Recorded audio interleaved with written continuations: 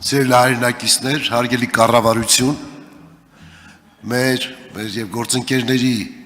շուրթերից անհանգստություն է հնչում առ այն, որ Հայաստանի Հանրապետության արտաքին գործերի նախարարությունը ավելի կոշտ դիրքերից հանդես չի գալիս մեր շահերի պաշտպանության նպատակով, բայց ցավոք սրտի մեր պատմական իմաստնությունը պետք է հուշի մեզ, որ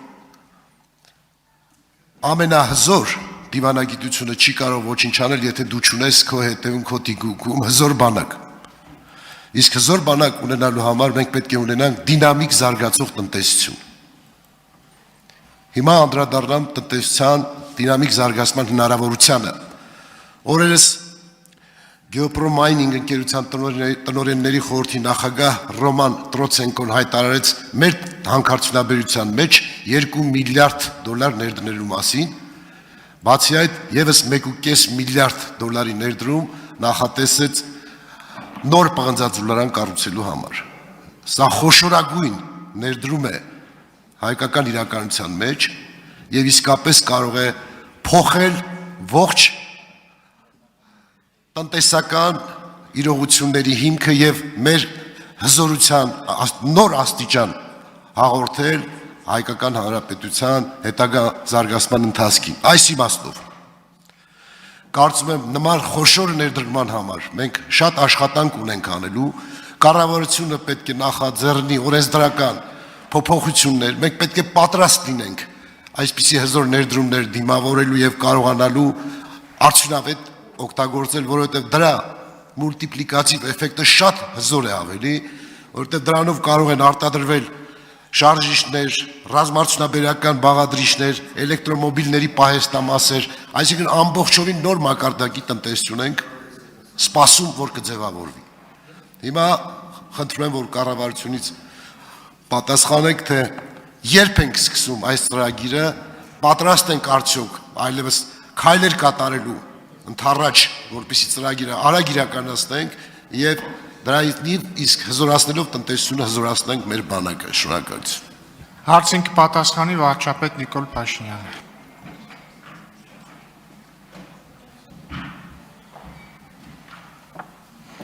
Շնորհակալ եմ պարոն Բագրատյան հարցի համար։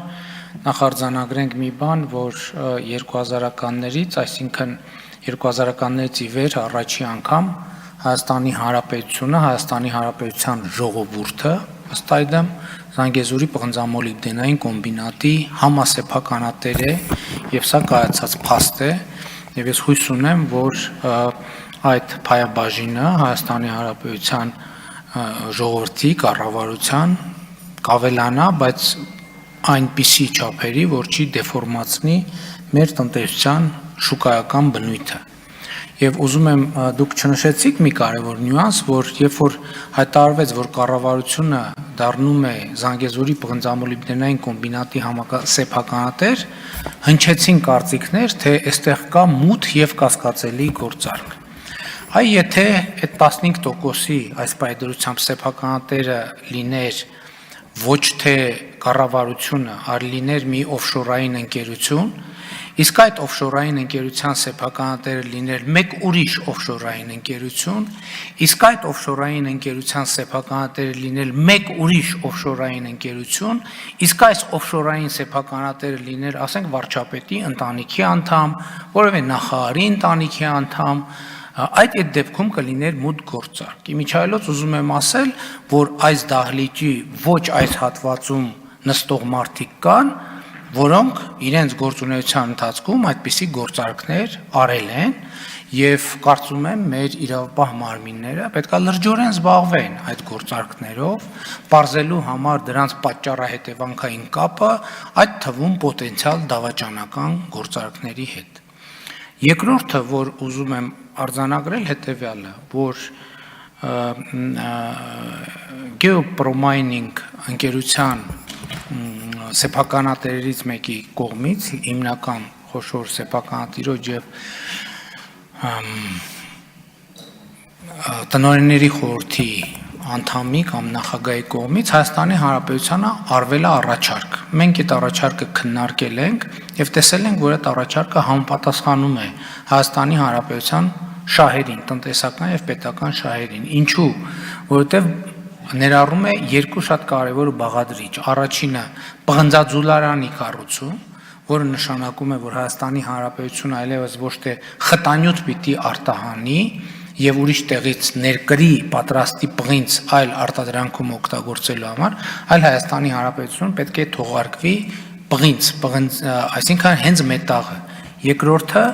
այս ծրագրի մաս է նոր ատոմակայանի կառուցումը եւ այդ խոշոր ընկերությունը, որը հիմա փաստացի դառնում է կառավարության սեփականատերը, ստանձնել է պղնձամոլիբդենային պղնձաձուլարանի հիմնադրման մասով ներդրումային պարտավորություններ, որոնք պատշաճ նաև արձանագրվել են եւ կշարունակվի արձանագրումը եւ արդեն իսկ բանակցություններ է սկսել Հայաստանում նոր ատոմակայան կառուցելու վերաբերյալ եւ իհարկե կառավարության մասնակցություն այս գործընթացին հենց սրանով է կարևոր, որ այնուամենայնիվ ատոմակայանը լիարժեք մասնավոր նախաձեռնություն չի կարող լինել եւ կառավարությունը պետք է ակտիվ մասնակցություն ունենա եւ այնպես է ստացել, որ մեր հետաքրքրությունները համընկել են եւ իսկապես լիարժեք կիսում եմ ձեր գնահատականը։ Հիմա մեր խնդիրն է, որպեսզի մինչև 2025 թվականի հունիսը մենք նախատեսում ենք, որ նոր պղնձաձուլարանի շինարարությունը սկսի, իսկ ատոմակայանի շինարարությունը մենք պետք է փորձենք այնպես անել, որ զուգահեռ տեղի ունենա եւ պղնձաձուլարանի եւ ատոմակայանի շահագործումը գործնականում լավ կլինի, որ համընկնի իրար հետ։